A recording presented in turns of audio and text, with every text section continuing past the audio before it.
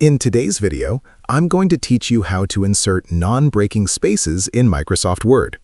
This small but powerful formatting feature can help you keep certain words or elements together on the same line, which is especially useful when working on professional or well-structured documents. To begin, open Microsoft Word on your computer and access the document you want to edit. Once your file is ready, place your cursor exactly where you want to insert the non-breaking space. This is usually between two words that should always stay together, such as a person's name, a number and its unit, or a title followed by a name. The quickest and most efficient way to insert a non-breaking space is by using a keyboard shortcut. Simply press Ctrl, Shift, and the spacebar at the same time.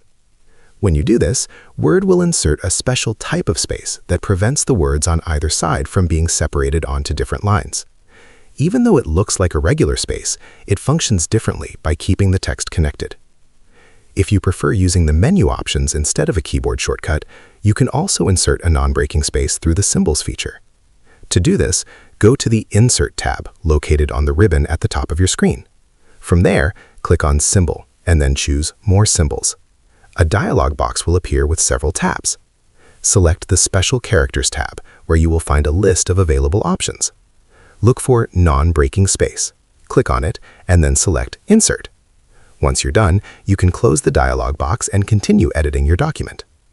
While non-breaking spaces are not visible by default, you can choose to display formatting marks if you want to see where they are placed.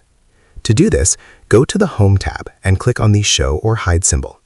This will reveal all hidden formatting marks, including spaces and paragraph breaks, making it easier to manage your layout. Using non-breaking spaces is a simple way to improve the readability and appearance of your document.